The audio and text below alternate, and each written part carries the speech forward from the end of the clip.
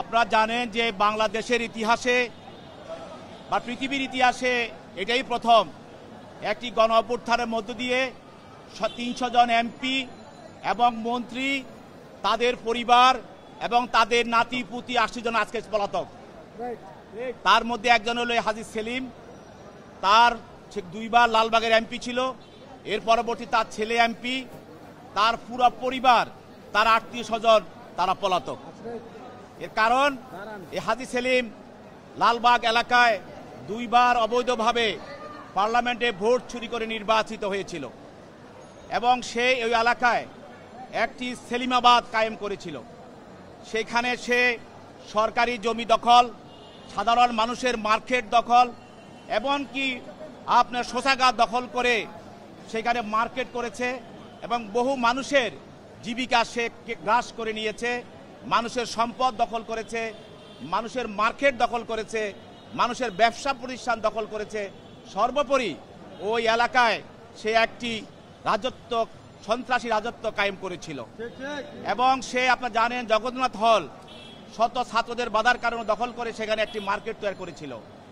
এক কথায় বলতে গেলে গত 15 বছর এই লালবাগ এলাকায় এবং অত্র এলাকায় তার সংসদীয় এলাকায় একটি সন্ত্রাসের দখলত্বের রাজত্ব কায়েম করেছিল। আজকে ওই এলাকার মানুষ নিঃশ্বাস ফেলছে এবং একটি সন্ত্রাসী অবস্থা থেকে মানুষ রেহাই পাচ্ছে। তাই আপনারা জানেন যে ছাত্র এবং জনতার আন্দোলন, কোটা বিরোধী আন্দোলনের সময় আওয়ামী লীগের পক্ষ থেকে তার নেতা কর্মী এবং সাবেক এমপিদেরকে নির্দেশ দেওয়া হয়েছিল যে আন্দোলনকে থামানোর জন্য, এই আন্দোলনকে স্তব্ধ করে দেওয়ার জন্য। সে হিসাবে হাজী সেলিম এবং তার পুত্র এবং এলাকার যুবলীগ, ছাত্রলীগ সবাই নেতৃত্বে এই ছাত্র জনতার আন্দোলনের উপরে তারা ঝাঁপিয়ে পড়ে। এর পরিপ্রেক্ষিতে গত 18/7/24 তারিখে তাদের সংসদীয় এলাকায়, আজিমপুর সরকারি আবাসিক এলাকায়, আজিমপুর তার সংসদীয় এলাকায় এক ছাত্র জনতার, এই বৈষম্য বিরোধী ছাত্র জনতার মিছিলে পুলিশ গুলি চালায়। এই গুলিতে আইডিএল কলেজের প্রথম বর্ষের ছাত্র, মেধাবী ছাত্র খালিদ হাসান সাইফুল্লাহ বুকে, পিঠে, মাথায় গুলিবিদ্ধ হয়ে মারা যায়। এই হত্যা মামলায় তার পিতা এই হাজী সেলিম সহ অনেকের বিরুদ্ধে মামলা করে। তার মধ্যে এই মামলায় এজাহার নামীয় আসামি হল হাজী সেলিম, 25 নম্বর এজাহার নামী আসামি।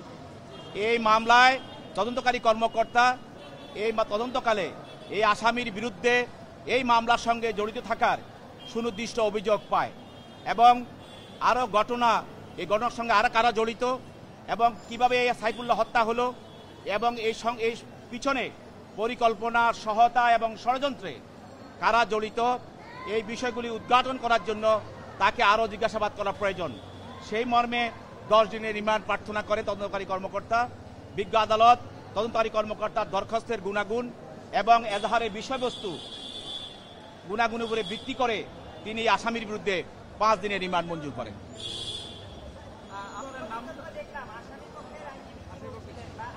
আসামি পক্ষের আইনজীবী বলছেন যে মামলার ভিতরে বলা আছে সে গুলি করে নাই, পুলিশ গুলি করেছে।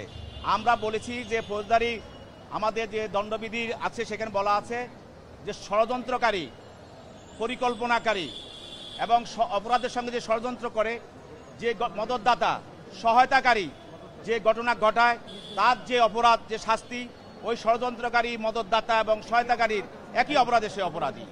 সেই হিসাবে এই হাজী সেলিম এই হত্যার সঙ্গে আরও অন্য এজাহার নামী যারা তার হত্যার সঙ্গে, ষড়যন্ত্রের সঙ্গে তারা জড়িত, মদতদাতা, সহায়তাকারী এবং পরিকল্পনাকারী।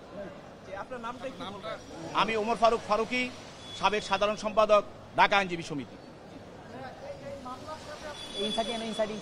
এই মামলা আমরা প্রসিকিউশন পক্ষে আমরা কোর্টকে সহায়তা করেছি।